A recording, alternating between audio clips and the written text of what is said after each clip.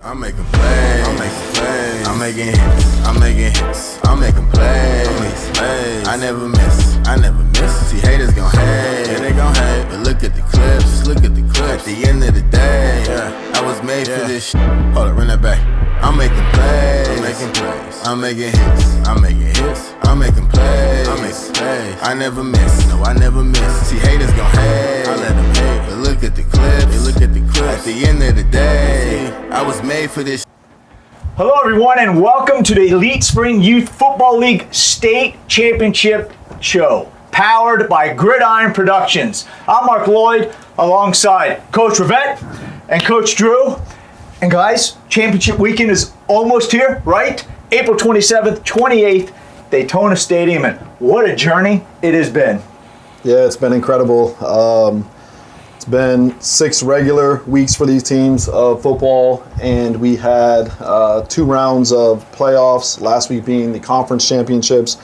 We had about 5,000 people out at the Central Florida Fairgrounds, including players and coaches and fans on 4 football fields. So an incredible event, some amazing games and scores, and just some really hard-nosed, tough football. And you know what was really neat, too, is that for the most part, you two are never together because you're always on different sites. So correct. Drew, you were all over the state as well. Correct. I've spent a lot of the season on the West Coast watching those teams. I had the pleasure of going up to North Florida to the Jaguars practice facility. I'm watching games that we hosted there this year. What a great experience that we had this year.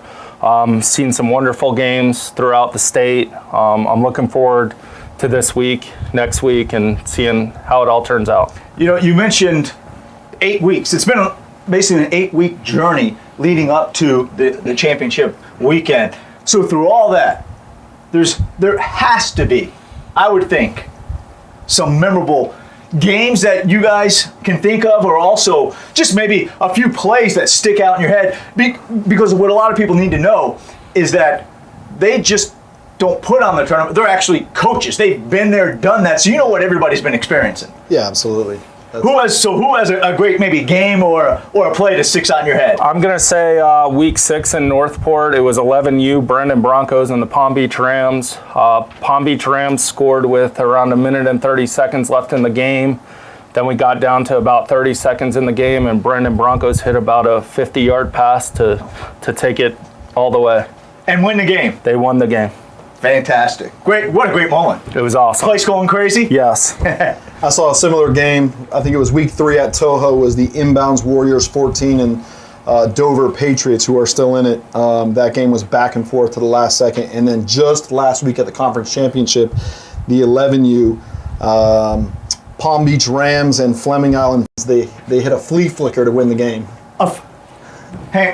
They hit a flea flicker to win the game. It was incredible. It was incredible, man. Holy cow. You guys have been coaching forever. How many times have you seen a flea flicker win a football game? And this being a conference championship game as well. So it wasn't just some game during the season. Correct. No, I haven't seen it. Wow, that's something else. And at 11 years old. That's right. At 11 years old, it wasn't Brady to Edelman or anything like that. Correct. That's true. Okay, well, guys, enough of the chit chat. Everybody's waiting. They want to know what are the matchups for championship weekend. We kick things off on Saturday, the 27th at Daytona Stadium, like I mentioned. And first up is what, 6U D2? Yeah, so the first matchup, Saturday, April 27th, is at 8 a.m. It is the 6U D2 matchup between the Clay County Chargers and the South Florida Wildcats. This is going to be a great game. Something to look for in that game with the Clay County Chargers is the running back, number 1, Smith. Incredible little athlete. You got Coach Burt over there with the South Florida Wildcats. Number 10, Jasper Castro, plays running back and defensive back. It's going to be a battle. Excellent. And then next up, the 12U D2, right? That's correct. We have the Inbound Warriors and the Martin County Jaguars. We have Coach Mike and Coach Forey at Inbound. Okay. Very disciplined football team. They run a version of the double wing offense. Playing up against Coach Mike in Martin County with the running back number 39. It's going to come down to, can they stop this kid? Yeah, this kid's incredible, running back at the youth level, at the 12-year-old level, number 39. I know if there's any coaches that are up to the task, it's going to be Coach Forey and Coach Mike Marcados. Yeah, the defense coordinator sounds like he has his hands full in that one. Next up, 11U D1. Yeah, so we got the Brandon Broncos and the Fleming Island Dreadnoughts. The Dreadnoughts is the team that won on the flea flicker we just mentioned. That's Mike Kenny's association up there in Fleming Island. That 11U game is going to be a really good one to watch. It'll be great. This is one of the matchups that I think everybody will be shocked about. Fleming started the season. They didn't win any games. Oh, wow. I think the matchup everybody thought would be Palm Beach Rams and Brandon. I think they thought it was going to happen, and Fleming came in and showed that the playoffs is when it counts. Literally, it's why you play the game, right? Next up, 10U D1. This is one of the more exciting matchups as well. They're all exciting, but this is two undefeated teams at the 10U level. D1, you got Richie Claremont. I don't know if you guys are on the Trash Talk page. You guys are seeing his memes all year that cracks us up. And you got the undefeated Dover Patriots that are a tough, gritty team with some size.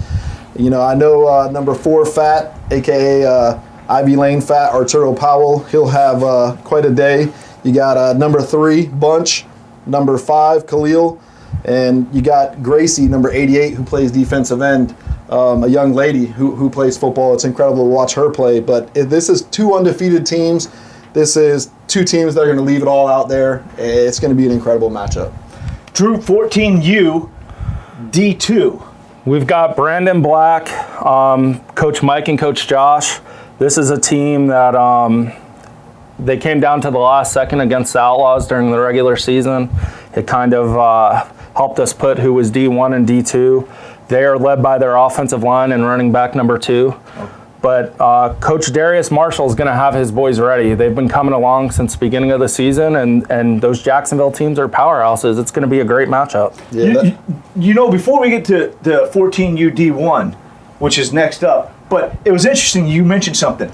Have you guys been able to see over the course of 8 weeks, and even the coaches tell you how much teams have improved Absolutely. just from playing good competition week in and week out and practicing and everything? Because you just mentioned that, how they keep on coming along and they're so much better than they were 6-8 weeks ago.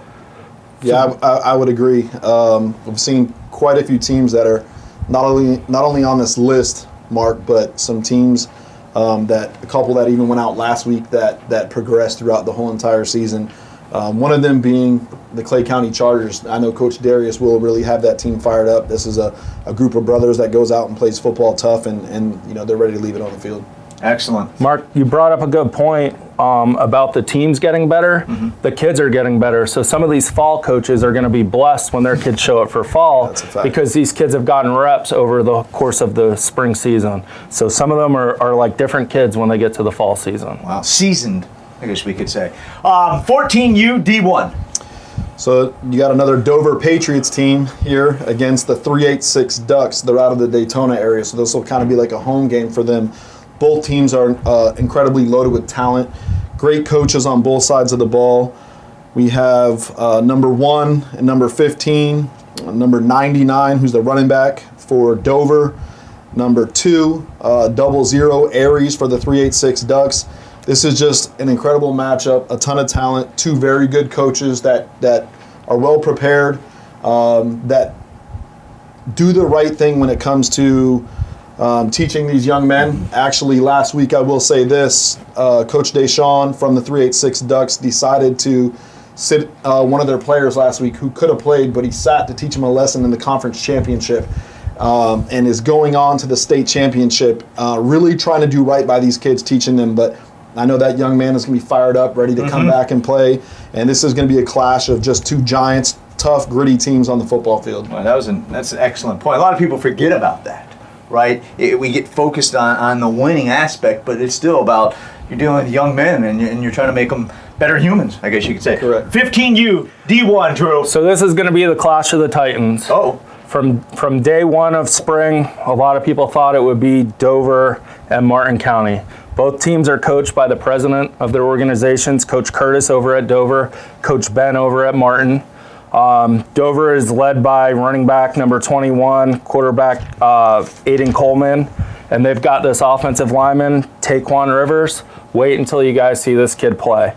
but Martin's defense is going to put up a tough fight for them. Yeah. These are both very well disciplined and well coached teams. I can't wait to see this matchup. That's why it's the last matchup of the day. You know, it's interesting. The last couple games, you guys have mentioned how discipline plays such a role, especially at this level. And a lot of people might not think, you know, you're not playing D1 football or NFL football here, but how important discipline is even here at this age, and that separates these teams from other teams, I bet. Absolutely, and I think this could be the difference maker of who wins this game, is the team that has the least amount of mistakes and is the most disciplined and really just comes and plays mistake-free football. Number 21, Kyrie Spencer. Number 10, the quarterback. Number 5, they call him K3 for Dover, in Curtis's org. Those guys are players to watch. Their whole team, their O-line is big, has a lot of size. Their D-line. This is a game that is definitely going to be one of the trenches on both sides.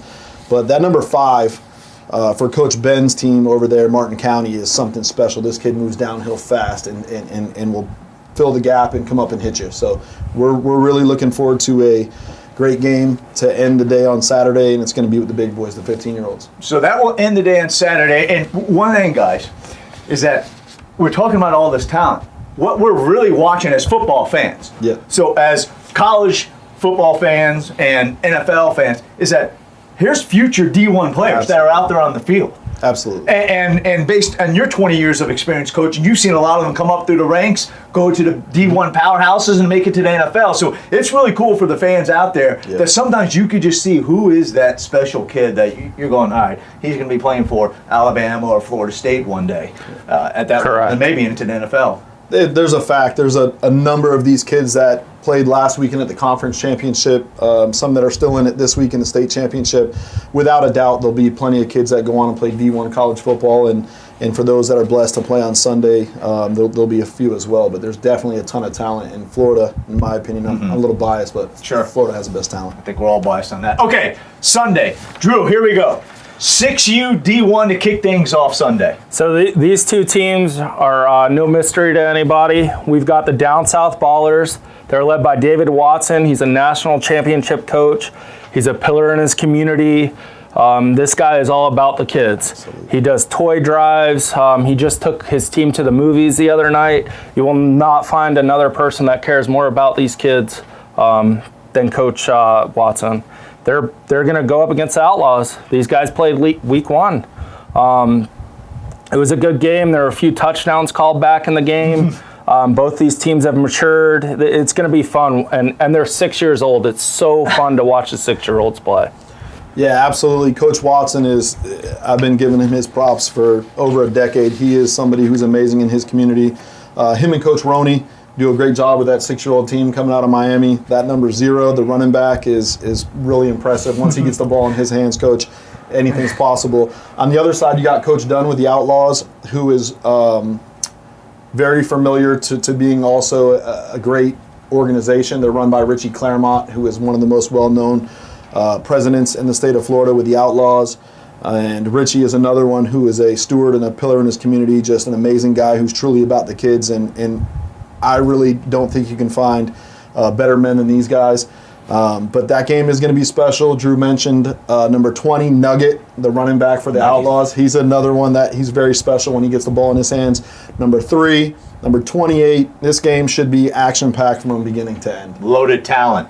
All right, Dave, 8U D1. Next up. Yeah, so again, we're right back with the Orlando Outlaws. So you have Coach DeMarcus Poole's team. His son, number 3, amazing running back. You have Prince Cash, number 00. Rico Anderson, number 6. RJ Teague, number 10. These are some players to watch, and they're going against the Palm Beach Rams. This is Donovan Murdoch's team, and this is another team that's loaded with talent. Keep an eye out for that number 5. That kid's special, and this matchup should be something to look forward to. Drew, then we go 8U, so we stay at the same age, but we go D2. Correct, and at 8U from Pearson, we have Coach G with the Pearson Wildcats. They're a new program. Most people probably did not even know where Pearson was. They haven't had football in the town in 15 years. No. Coach G started it. They started fresh. No uniforms, no anything. They're going against Coach Terrence with the Chobe Brahmas. Just to mention another matchup where it's two presidents. Two gentlemen that run their leagues and they put their lives into this, and it shows. You know what? You just mentioned Pearson, and I'm hearing all these different. It's really neat because it's truly like a melting pot of the whole state of Florida. Absolutely. All different pockets from north, south, middle, west, east that are making it to the championship weekend or that have played in your tournament. So that's really neat. Okay, Coach. 10U D2. Yeah, so 10U D2 is the Pearson Wildcats again versus Lakeland. And Lakeland is one of these teams that they're going to be the biggest, most physical team out there. That's their mantra. That's what they live by. The running back number 10 for Pearson is definitely somebody to keep your eye on. And that number 14, power back linebacker for Lakeland. And Coach John does a good job with those boys. But, yeah, the Lakeland Cardinals is a real physical team. They had 3 levels in spring this year, and all 3 of them were the same, very, very big physical. But 10U Pearson Wildcats, they're no stranger. They're tough. They're gritty. Like Coach said, they haven't had football in their local town in 15 years. So there's a lot of excitement, a lot of buzz up in that community. Coach, 12U. 12U D1 is probably one of the matchups that I'm looking forward to. We've got Coach Ian with the St. John's Crusaders, and they're going against Lakeland again, Coach Kenroy. Both very physical teams. Lakeland's got a wide receiver athlete, number 1, and number 0, who's a bruiser. It's going to be a tough physical matchup that's going to be won in the trenches. Both great coaches from both sides. It's going to be very physical. Before we get to the last one, the 13U D1, it's interesting. I'm hearing, and I'm like the Lakeland Dreadnoughts. That's the high school team, right? Correct. How many high school coaches do you see out there kind of seeing what the future looks like possibly for their team? Oh, quite a bit. Yeah, that are looking at the same guys that you're talking about going, oh boy, he's in my district or whatever it is. He's coming to me. Absolutely. Hey son, keep up the good work. You could be starting as a freshman one day. All right, last up, 13U D1. All right, here we go. This is going to be a phenomenal matchup again. Again, Saturday and Sunday are both just filled with great matchups. This is a really good one to end on. So here we have the 13U D1 St. John's Crusaders with Coach Corey Cash. Great coach. Had a chance to meet him up at the Jacksonville Jaguars flex field facility. I didn't realize how far he went back into spring football. We were talking and had a great conversation for probably 30 minutes. And this guy goes way back. He knows all the spring tricks. And this team is tough from the trenches to the outside. They have a phenomenal blocking scheme, great running back, good linebacker. They're just all facets of the game. They're very solid. They are going against the Fleming Island Dreadnoughts, Mike Kenny's organization. And Coach Kenny, I don't know if anybody puts as much work into film and all that type of stuff, but this is a team that fell short last spring to the Down South Ballers. And they fell short to the national champs in the fall, Oviedo. So this is a team that's hungry. Mm-hmm. These guys are ready to lay it all on the line. I'm sure both sides, St. John's and Fleming, has probably watched more film than they could either imagine. But I'm sure they both know exactly what the other side's doing. It's going to be a matter of who goes out there, sticks to the game plan, and plays mistake-free football. Drew? These teams are probably less than 30 minutes apart from each other. Oh, wow. So these are definitely two teams that are very familiar with each other. They know each other. Quote-unquote well. Rivals, yeah. Maybe we could say? Yes. Well, guys, it's going to be awesome, right? It's going to be a lot of fun, a lot of hard work that has gone into, this whole run that everybody's experienced. And now it all culminates April 27th, 28th, Daytona Stadium. First game kicks off when, Coach? The first game is at 8 a.m. on Saturday and ends at 6:30 with the 15U boys that we spoke about. And then Sunday we start again at 8 a.m. And the last game on Sunday is 4:45. I do want to mention one thing. We at Elite Spring Youth Football League wanted to honor Sandy Beckett, and we wanted to present a leadership award that will be an annual an award that we give away. And Drew and I, it was a no-brainer when we decided to honor somebody we decided without a doubt that it would be Michael Kenny with the Fleming Island Dreadnoughts. This is the gentleman that I just mentioned. He coaches multiple teams. He pours into his community. This is a gentleman whose leadership is incredible in his community and with his teams. I know a lot of young men look up to him, and we are very honored to present the first annual Sandy Beckett Leadership Award to Michael Kenny. Congratulations, Coach. Congrats, Mike. Yeah, that's fantastic. Yeah, obviously, he's a person that deserves it. First inaugural one. 100%. First one. All right, guys. Well, that's gonna do it. Yes. One last thing I'd like to mention, we have our link on our Facebook and our social media to pre-purchase your tickets so that you don't have to wait in line when you get to the event. There's a QR code. Just take a picture of that. It goes to Hometown Ticketing, and you can pre-purchase your tickets. Yeah, you can do a Saturday day ticket only, a Sunday day ticket only, or you can do a special Saturday, Sunday weekend combo ticket. Well, what a weekend it's going to be. Absolutely. April 27th and 28th, folks. Come on out. It's the Elite Spring Youth Football League State Championship weekend. For Coach Drew, Coach Dave, I'm Mark Lloyd. We'll see you at Daytona Stadium on the 27th and 28th. Take care, everybody. Thank you. I'm making plays. I'm making plays. I'm making hits. I'm making hits. I'm making plays. I'm making plays. I never miss. I never miss. See, haters gon' hate. Yeah, they gon' hate. But look at the clips. Look at the clips. At the end of the day, I was made for this shit. Hold up, run that back. I'm making plays. I'm making plays. I'm making hits. I'm making hits. I'm making plays. I'm making plays. I never miss. No, I never miss. See, haters gon' hate. I let them hate. But look at the clips. Look at the clips. At the end of the day, I was made for this.